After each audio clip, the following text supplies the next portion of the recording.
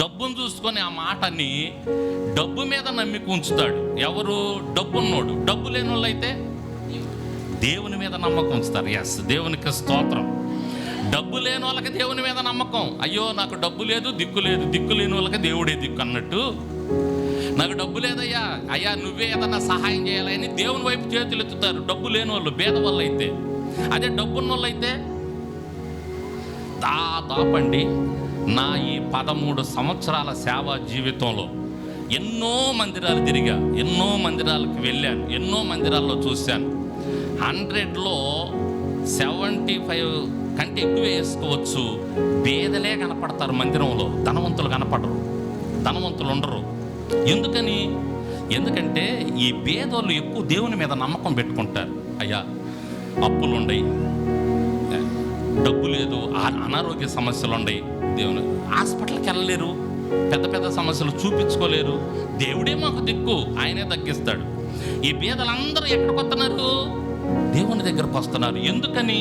వాళ్ళకి డబ్బు లేదు కాబట్టి. పేదలు ఎందుకంటే పేదలు ఎవరి మీద నమ్మిక ఉంచుతున్నారు? దేవుని మీద నమ్మిక ఉంచుతున్నారు. ధనవంతులైతే మాకేం అవసరం, మందిరానికి వెళ్ళాల్సిన అవసరం ఏంటి, దేవుని నమ్ముకోవాల్సిన అవసరం ఏంది, మాకు డబ్బు ఉంది, కొండ మీద కోతినైనా దించుకుంటాం అన్నటువంటి ఆ ధీమా ఉంటుంది అన్నమాట డబ్బున్న వాళ్ళకి. అందుకని ధనవంతులు పరలోకంలో ప్రవేశించుట కంటే సూర్య బెజ్జములో వంటి దూరుట చాలా సులభమయ్యా అని చెప్పాడు. ఇంకా మనం కొన్ని వచనాలు చూస్తే బైబిల్ అంటే చాలా మనకు కనపడతాయండి. ధనవంతులు కొంచెం ఏంటంటే దేవునికి దూరంగా ఉంటారు, దేవుణ్ణి ఆశ్రయించరు, దేవుని దగ్గరకు రారు. ఎవరో కొంతమంది అండి ఈ యొక్క ధనం నాకు అక్కరకు రాదు, ఈ ధనం మీద నమ్మిక ఉంచితే నేను ఏమీ దేవుని దగ్గర నుంచి ప్రయోజనం పొందుకోను, నేనేమి సాధించలేను, ఈ ధనం ఎంతలోనే కనపడి అంతలోనే మాయమైపోయేది అని కొంతమంది ఆలోచిస్తారు. కానీ చాలామంది ధనాన్ని పట్టుకొని ఇంకో మాట చూద్దాం చూడండి. బైబిల్లో ఇంకో సామెతల గ్రంథంలో సొలొమోను మాట అంటున్నాడు చూడండి. 18వ అధ్యాయం 38వ వచనం చూడండి ఒకసారి. సామెతల గ్రంథం 18వ అధ్యాయం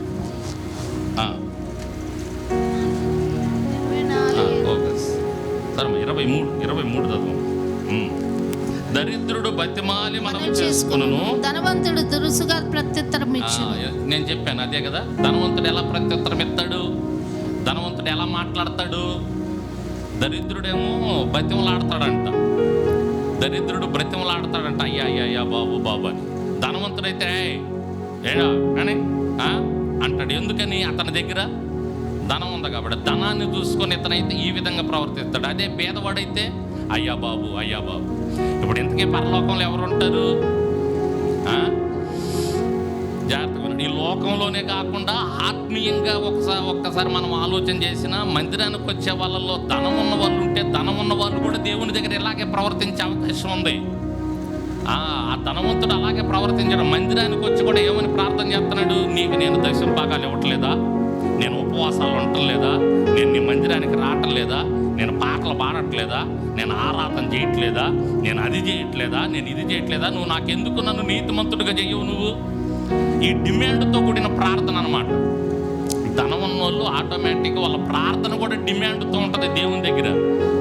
వాళ్ళు ఉండే వ్యవహారం, వాళ్ళు నడిచే వ్యవహారం, వాళ్ళు కూర్చునే వ్యవహారం, మందిరంలో కూడా చాలా ధనవంతులను కూడా చూశాను. కొంతమందిని మందిరంలో వాళ్ళ వ్యవహారం వేరుగా ఉంటుంది. వాళ్ళకు ఒక ఆసనం వెయ్యాల, సింహాసనం వెయ్యాల మందిరంలో కూడా.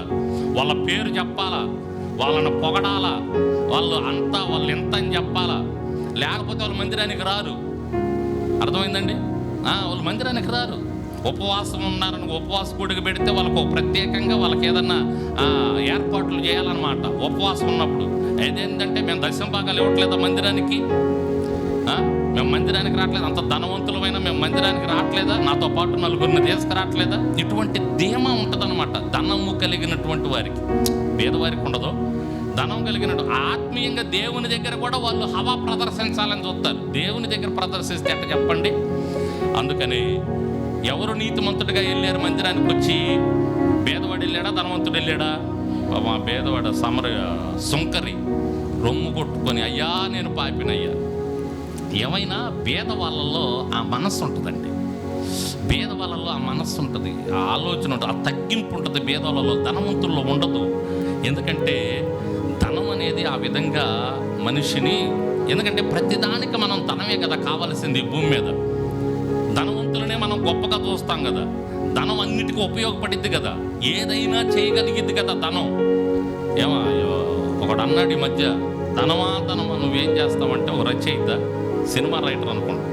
అన్నదమ్ముల మధ్య చిచ్చు పెడతాను, అత్త కోడల్ని విడదీస్తాను, తల్లిదండ్రులని పిల్లల్ని విడదీస్తాను, రాజ్యాలు కూలుస్తాను, ఏమైనా చేయగలను అని ధనం అంటదంట. ధనాన్ని మనం అడిగితే ఎందుకని ధనంలో అంత బలం ఉందన్నమాట. ఎందుకంటే ధనం ఏదైనా చేయగలిగింది. అందువల్ల ఈ ధనం కలిగి ఉన్నోడు నేను ఏదైనా చేయగలనని ధీమాతో ఉంటాడు. ఆ ధీమా వలన వాడు ఇష్టం వచ్చినట్టు విర్రవీగుతాడు, గర్వంతో ప్రవర్తిస్తాడు, దురుసుగా మాట్లాడతాడు, ధనం మీద నమ్మికుంచుతాడు, దేవుని మీద నమ్మికుంచడు. ఇవన్నీ చేస్తాడు. కాబట్టి ధనవంతులు పరలోక రాజ్యములో ప్రవేశించలేరు. సూది బెచ్చములో ఒంటి దూరుద్దేమో కానీ ఒంటి దూరటం కష్టం. కానీ ధనవంతులు పరలోకంలో ప్రవేశించుట బహు దుర్లభం, కష్టం అని యేసయ్య చెప్తా ఉన్నాడు. దేవునికి స్తోత్రం. ఇట్లా మనం ఇంకా చాలా వచనాలు చూసుకోవచ్చు బైబిల్లో. ధనవంతులని రేపు పొద్దున ఆయన ఏం చేస్తాడంటే, మీకు ఎలవు లేదు, పరలోకంలో వెళ్ళిపోండి అంటాడు. అందుకని ధనం లేకుండా ఉండాలని కాదు నా ఉద్దేశం. మీలో ఎవరు కూడా ఒకవేళ ఇలా ఆలోచించొద్దు, ధనం లేకుండా ఉండాలా, ధనం ఉన్నా ధనం ఉంచుకోకూడదా, అలాని కాదు నా ఉద్దేశం. ధనం ఉన్నా ధనము లేనట్టే ఉండాలి మనం. స్తోత్రం చెప్పండి. ధనం ఇస్తాడు దేవుడు, కొంతమందికి ధనం ఇస్తాడు, ధనం ఉండొచ్చు. ధనం మీద దేవుడు ధనాన్ని గురించి మాట్లాడట్లా. ధనం ఉన్న వాళ్ళ గురించి అంటే వాళ్ళు అనీతిమంతులుగా ఉంటారు, పరలోకానికి వెళ్ళరని కాదు అక్కడ యేసయ్య మాట్లాడుతుంది. ధనవంతులుగా ఉన్నా కూడా ధనము లేనట్లుగా తగ్గించుకొని, గర్విష్ఠులు కాకుండా, ధనం మీద నమ్మిక ఉంచకుండా. ఉందా ధనం? ఉంటుంది, దేవుడిచ్చాడు, ఉంది. అది ఎంతవరకు అంతవరకే, వాడుకునేంతవరకే. కానీ ఏదైనా చేయగలగాలంటే ఎవరు ఉండాలా? దేవుడు ఉండాలా. కాబట్టి నేను దేవుణ్ణి నమ్మాలా అని ఎవరైతే ధనం మీద నమ్మిక ఉంచక దేవుని మీద నమ్మిక ఉంచుతారో, అలా ముందుకు సాగుతారో వాళ్ళని పరలోకంలోకి అయినా, లేకపోతే పరలోకంలో అడుగు పెట్టడం చాలా కష్టం. ధనవంతులుగా ఉన్నటువంటి వారు పరలోకంలో అడుగు పెట్టడం చాలా కష్టం.